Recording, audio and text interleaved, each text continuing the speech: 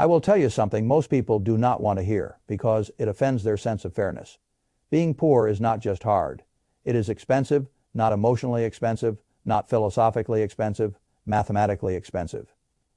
If you are missing $300 at the wrong moment, life does not charge you $300 for that mistake. Life may charge you $2,500. It may charge you your job. It may charge you the one good decision you would have made next month if panic had not already occupied your mind. That is the first truth. The second truth is even uglier. Most people think wealth begins when you buy an asset that goes up. I do not. I think wealth begins the day you stop paying the punishment rate for being unprotected.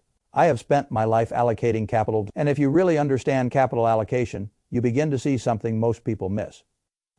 The first job of money is not applause. The first job of money is armor. When you have no armor, every minor hit becomes a wound. A tire is not a tire. It is lost wages, towing missed shifts, and a chain reaction. It is a root canal waiting for your next weak month.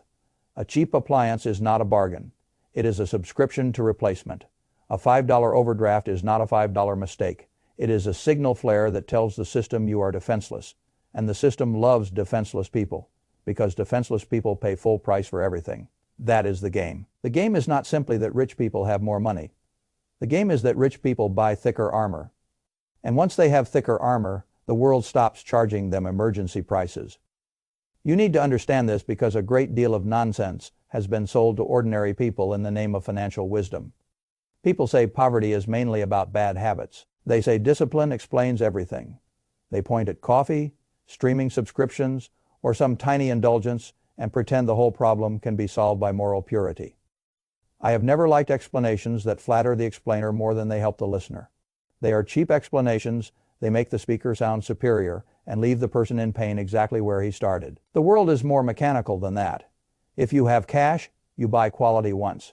If you do not have cash, you rent fragility over and over. That is not ideology. That is mechanics.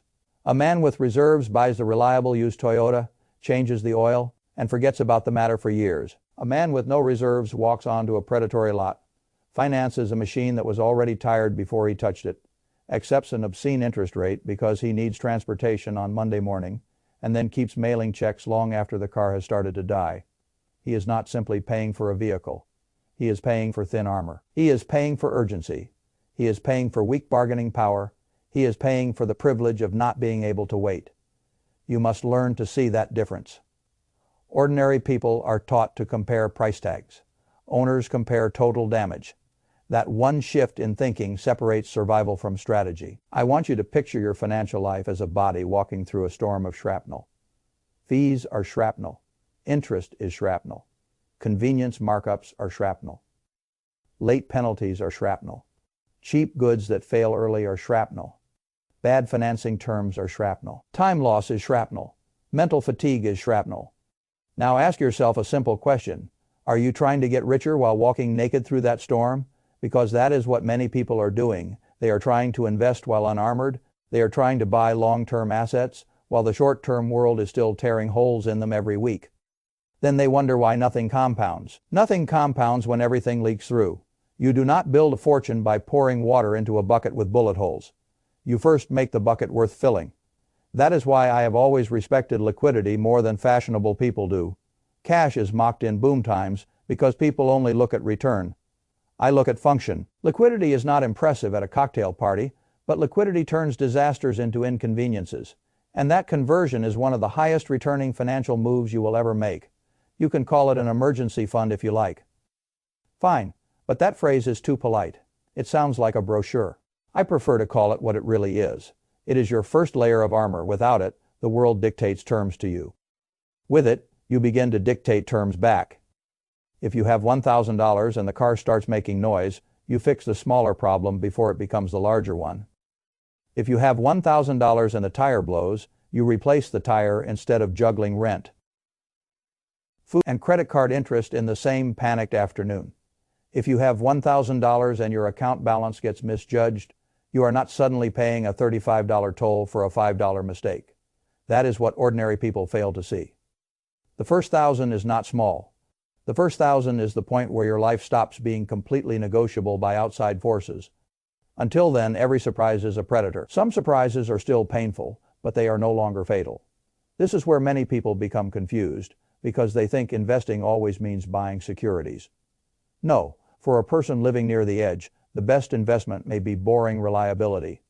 Paying off a credit card charging 20 or 24% interest is an investment.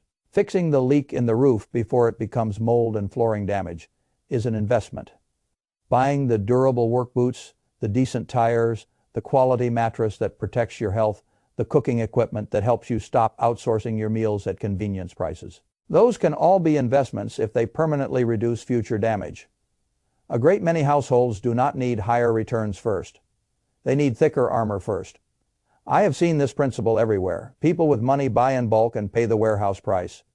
People without money buy in fragments and pay the convenience price. People with money keep deductibles at levels that lower monthly premiums, because a surprise bill will not break them. People without money choose thinner coverage or bad terms because the monthly number is all they can carry, then get massacred later. When reality arrives, people with money can wait, compare, negotiate, walk away, or buy used quality. People without money are forced into urgency, and urgency is a tax collector with excellent manners. If you do not believe me, look at groceries. The family with slack buys the larger quantity at the lower unit cost, stores it, and forgets it. The family with no slack buys a tiny pack, then buys another tiny pack, then another, paying a premium every time. Because storage, cash flow, and planning are luxuries when your budget lives by the week. Look at banking. If you maintain balances, the bank behaves as if you are a respected customer. If you are one auto payment away from zero, the same institution will charge you a penalty so absurd, it would sound criminal if a man in a parking lot offered it to you face to face. Look at insurance. If you are liquid, you can structure your policy intelligently. If you are brittle, you often buy whatever produces the lowest monthly pain. Then discover later that low monthly pain often hides large total pain. Look at housing. A renter at the margin is not only paying for shelter, he is paying for lack of entry into ownership, lack of equity growth, and lack of cost control over the years ahead. He is financing someone else's stability while trying to build his own out of leftovers. Look at transportation. If your credit is weak and your reserves are non-existent, you do not buy a car. You buy permission to keep showing up at work. And that permission is sold to you at a markup large enough to keep you weak. The tragedy is not just the money. The tragedy is what repeated exposure to this condition does to the mind. Scarcity is not merely an accounting state. It is a cognitive state. When every bill feels like an ambush, your horizon shrinks. You stop asking which choice is best over 5 years and start asking which choice keeps Thursday from exploding. That is not a character flaw. That is a brain under siege. People love to mock desperate decisions from a safe distance. Why did he take the payday loan? Why did she buy fast food again? Why didn't they comparison shop? Why didn't they plan better? I will tell you why. Because panic narrows intelligence, because fatigue raises the price of patience, because when your armor is thin, every day becomes triage, and triage is not strategy. This matters because if you misdiagnose the condition, you prescribe useless medicine. If a man is bleeding, do not hand him a brochure about marathon training. If a household is being cut to pieces by overdraft fees, car breakdowns, small emergency borrowing, and premium unit prices, do not begin with a lecture about picking growth stocks. Stop the bleeding first. That phrase sounds dramatic, but it is exactly right. Financial progress has an order. First, stop preventable damage, then build armor, then buy time, then buy judgment, then buy ownership. Most people invert the order. They chase ownership before they chase returns before they have protection. They chase image before they have breathing room. Then the system takes everything back with interest. I do not say this to depress you. I say it because once you understand the mechanism, you stop blaming yourself for all the wrong reasons and start attacking the actual machine. Let me make the machine visible. There is a poverty penalty in goods. Cheap products break, then demand repurchase. There is a poverty penalty in money. Weak balances trigger fees, penalties, and bad borrowing terms. There is a poverty penalty in time. Low resource living requires more trips, more waiting, more repair cycles, more administrative friction, more cleanup after lower quality choices. There is a poverty penalty in psychology. Constant threat consumes bandwidth, and lost bandwidth produces worse decisions. There is a poverty penalty in bargaining power. When you need the answer today, the other party owns you. Those penalties compound against each other. That is why being broke so often feels like running uphill in sand. You are not fighting one enemy, you are fighting price, time, fatigue, leverage, and humiliation at the same moment. No wonder small setbacks become entire bad years. Now I want to turn the argument because many people can describe the trap and still fail to escape it. The escape does not begin with feeling inspired. It begins with becoming offensive. You must stop seeing every dollar as either consumption or deprivation. Some dollars are armor dollars. They are not there to entertain you. They are there to harden your perimeter. This is a psychological shift almost nobody teaches correctly. A person who has been deprived for a long time finally gets a little relief and wants to feel normal. I understand that impulse. It is human. But if every tiny surplus turns into a celebration, then your armor never thickens. You remain one flat tire away from begging the future for mercy. That is why discipline matters, but not in the childish way people usually talk about it. Discipline is not proving you are a morally superior person. Discipline is deciding that temporary pleasure cannot keep outranking structural relief. If you get $500 of extra cash and you spend it making yourself look less poor for one weekend, you still wake up vulnerable on Monday.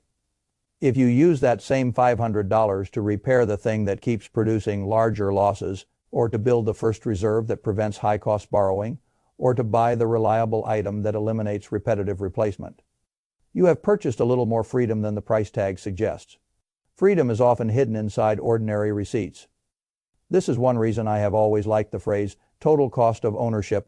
Though most people only apply it to businesses and equipment, you should apply it to your entire life. Do not ask, can I afford the monthly payment? Ask, what is the total damage this decision will create over time? That question alone will rescue you from a lot of traps. A flashy vehicle with a manageable monthly note may carry terrible insurance costs, terrible repair costs, and terrible depreciation. A cheap apartment far from work may carry transportation costs, food access problems, lost hours, and stress you will later pay for in other ways. A low-quality item may carry frustration, replacement, downtime, and hidden labor. A small subscription may appear harmless until it becomes one more automated slice of a bank balance that was already too thin. The system hopes you never ask the total damage question because businesses make a great deal of money from customers who optimize for immediate comfort and ignore lifetime cost. The dealership wants the monthly payment to hypnotize you. The bank wants you to think of the fee as an isolated annoyance rather than evidence of structural weakness. The seller of disposable products wants you to call repurchase normal. The landlord wants you to accept constant outflow as adulthood. The credit industry wants you to think access to bad terms is opportunity. You need to become harder to seduce than that. The moment you begin evaluating life as an allocator instead of a consumer, the fog starts to clear. You see that a safety razor with replaceable blades may be cheaper over years than the endless parade of overpriced cartridges. You see that learning one reliable cooking system may be worth more than dozens of convenience meals. You see that fixing the dental problem now can be one of the highest return financial decisions available to you. You see that a small reserve fund can lower insurance premiums, prevent penalties, create negotiation power, and improve sleep. All at once. Good capital allocation is never only about money. It is about stacking second-order benefits. That is how you must think if you want to escape. Let me give you the sequence the way I would want an intelligent but overpressured person to hear it. First, identify your recurring puncture wounds, not your fantasies, not your dream portfolio, not the business class version of your future life. Identify the thing that keeps charging you for being exposed. Maybe it is a car that is one failure away from turning your income stream off. Maybe it is revolving high-interest debt that is consuming your efforts faster than you can refill them. Maybe it is the lack of a reserve that makes every ordinary mishap convert into expensive borrowing. Maybe it is the inability to buy groceries, household goods, or work essentials in the form that carries the lowest unit cost. Maybe it is a housing arrangement that is financially survivable, but logistically ruinous. You need to find the biggest hole in the armor. Not all leaks matter equally. Fixing the worst leak first is often worth more than 10 cute optimizations. Second, cut with violence, not politeness. I do not mean cut your dignity. I mean cut the things that are not protecting you. When a household is exposed, many expenses are disguised anesthesia. They make you feel less trapped for an hour while ensuring you remain trapped next month. A surprising amount of progress begins when you stop purchasing the feeling of relief and start purchasing actual relief. Third, treat extra income as a tactical weapon. People often talk about side work as if it is just more hustle. That misses the point. If you drive deliveries for a weekend to plug the leak that keeps multiplying later costs, you are not merely earning money. You are executing a strike against future fragility. If you sell items you do not use to create the reserve that prevents the next financial panic, you are not downsizing. You are buying perimeter defense. If you redirect a tax refund away from vanity and into debt elimination or reliability upgrades, you are not being boring. You are moving from prey to protected. Fourth, once the first layer of armor exists, protect it from yourself. This is harder than it sounds. People touch the first reserve fund too casually because they are not used to having anything between themselves and chaos. You must respect that first reserve the way an army respects ammunition. Do not call every inconvenience an emergency. Do not raid the reserve because you are tired of feeling deprived. Do not pretend wants are shocks. That first layer is sacred because it changes your bargaining position with the world. Fifth, convert thin armor into thick armor. After the first reserve, reduce high-cost debt. After that, improve the reliability of the tools your income depends on. After that, buy quality where quality permanently lowers future spending, time loss, or stress. Buy yourself enough breathing room that you can finally think beyond Friday. That is when investing in the traditional sense begins to matter more. Notice what I am saying? I am not telling you to ignore assets. I am telling you that the first investable asset for many people is stability. Stability compounds because it improves decisions. Better decisions improve margins. Better margins create reserves. Reserves create bargaining power. Bargaining power creates lower total costs. Lower total costs create investable surplus. Investable surplus creates ownership. Ownership creates options. Options create dignity. That is the ladder. No part of that ladder works well if the first rungs are rotten. There is another point here that most people resist because it sounds too simple. Your environment is often charging you rent on your attention. If basic tasks require more travel, more waiting, more improvisation, and more recovery from failure, then poverty is not only taking your money, it is taking your ability to build 2 hours lost to laundromat logistics, 3 bus rides to reach a store with sane prices, half a day spent dealing with a dead battery because the older car finally gave up. All of that has an opportunity cost. The poor are frequently described as lacking discipline when in fact they are already spending heroic energy, just operating a badly armored life. That is why I refuse to romanticize struggle. Struggle can build character in stories in real life. Excessive friction destroys planning ability. The point is not to become proud of enduring fragility. The point is to reduce fragility until your mind can function at full strength. A calm brain is a financial asset. A full night of sleep is a financial asset. Reliable transportation is a financial asset. Basic health maintenance is a financial asset. A kitchen that lowers dependency on expensive convenience is a financial asset. People laugh at these things because they have been trained to think an asset only counts if it has a ticker symbol. Nonsense. Anything that lowers future damage, increases optionality, or protects productive capacity deserves to be viewed as part of your capital structure. If you learn that lesson, your life starts to look very different. You stop buying status and start buying control. You stop comparing your visible life to somebody else's curated life and start comparing your actual system to the storm around it. You stop asking, what survives pressure cheaply? That is a Buffett question. I have never been impressed by the loudest thing in the room. I have always been impressed by the thing that keeps working. You need the same attitude in your household. The most valuable pair of shoes is not the one that signals taste. It is the one that lasts. The most valuable car is not the one that flatters your ego. It is the one that gets you to work with low drama. The most valuable apartment is not the one that photographs beautifully. It is the one that serves the rest of your system instead of starving it. The most valuable purchase is often the one other people find boring because it gives you fewer heroic stories to tell later. Boring protection is underrated by those who have never been punished for lacking it.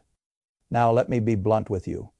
If you are unarmored, you cannot afford to worship appearances. You cannot afford to finance identity. You cannot afford to let social pressure write checks your future self must cash at penalty rates. A great deal of financial pain comes from performing stability rather than building it. The expensive dinner, the fashionable device, the car that tells the world you are doing better than you are. These things often function like costume jewelry on a sinking ship. They glitter for a moment. They do not stop the water. And if this sounds harsh, good, it should. Because softness is what keeps many people trapped. They are forever soothing themselves while the structure remains weak. What you need is not shame. What you need is a colder loyalty to your future freedom than to your present craving. That is how armor gets built. One good repair, one fee eliminated, one bad debt reduced, one reliable tool purchased, one reserve month protected, one recurring leak closed. Repeat that long enough and life changes in ways outsiders call luck. It is not luck, it is lower exposure. Let me say something else that matters. The journey from $0 to $10,000 is brutally difficult for exactly this reason. At 0, every decision is made while under fire. At 10,000, not all problems disappear, but some of the worst predatory dynamics begin to lose their grip. That is why the first buffer is harder to build than later wealth. The system fights hardest when you are nearest to escape, because every dollar of reserve weakens its ability to charge you emergency rates. You should remember that when progress feels insultingly slow. Early progress is not decorative, it is trench warfare. Do not despise small wins in that phase. If you move from constant overdrafts to no overdrafts, that matters. If you move from broken transport risk to reliable transport, that matters.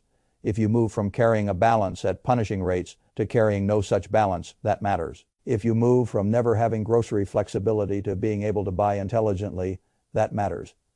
These things may not impress people who worship visible wealth, but they are the hidden infrastructure of future wealth. There is also a moral danger in misunderstanding all this. When people imagine the poor simply make worse choices because they are inferior, they become stupid in a very comfortable way. They stop seeing structural penalties. They stop seeing how a lack of buffer turns every market into an extraction machine. They become blind to how much of so-called merit is just thicker armor acquired early. I dislike sentimental thinking, but I dislike lazy superiority even more. Serious judgment requires clear eyes. At the same time, you must not use structural unfairness as permission for passivity. Yes, the game is harsh. Yes, the penalties are real. Yes, the system often charges the weakest customer the highest effective rate. All true. But once you see the mechanism, your responsibility changes. Then you are no longer only a victim of the machine. You become a student of the machine, and a good student can start refusing bad terms. That refusal power is precious. Refusal power means you can walk away from the terrible loan. Refusal power means you can say no to the convenience fee because you planned 1 week earlier. Refusal power means you can compare offers, wait for quality, buy in sensible quantity, and stop letting panic negotiate for you. Refusal power is not glamorous, but it feels better than almost any luxury because it restores self-command. This is why I say money is not first about pleasure.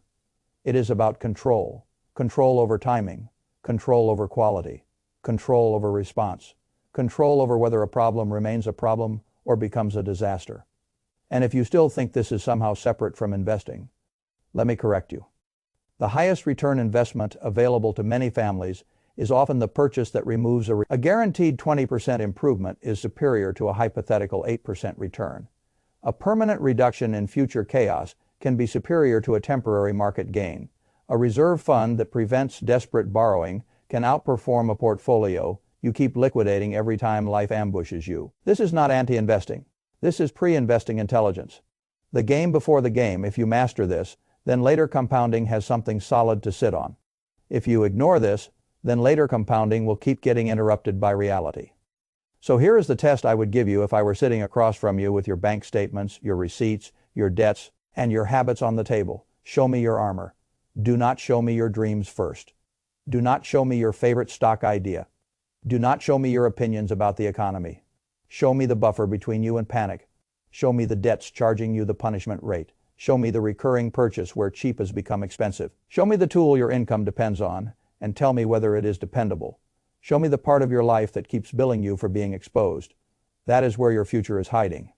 If you find that place and attack it hard, you will feel something unusual. Not excitement, not glamour, relief, then strength, then space, then the ability to think a little farther ahead. That is how a different life begins.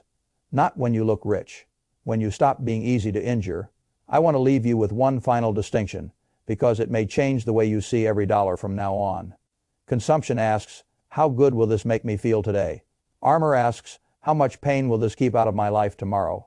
Poor choices often win the first question. Rich choices often win the second. That is why ordinary behavior keeps so many people trapped. It is optimized for momentary emotional relief inside a hostile system. Strategic behavior feels colder at first because it is optimized for future protection. But future protection is what creates future freedom. So here is your door. You can go on treating money as a tool for short bursts of comfort while the world keeps charging you vulnerability fees for the rest of your life. Or you can become the chief risk officer of your own existence. You can identify the biggest hole in your armor. You can build the first reserve. You can eliminate one punishment rate. You can replace one fragile dependency with one reliable asset. You can stop admiring survival and start engineering protection. The world does not become fair the moment you decide this. But something important does happen. You stop walking naked through a battlefield and calling that normal. And once you know what armor is, once you have felt the difference between panic and protection, between exposure and control, between renting fragility and owning resilience, it becomes very hard to go back. That is the real threshold. Not the day you look wealthy, the day you refuse to stay financially unarmored.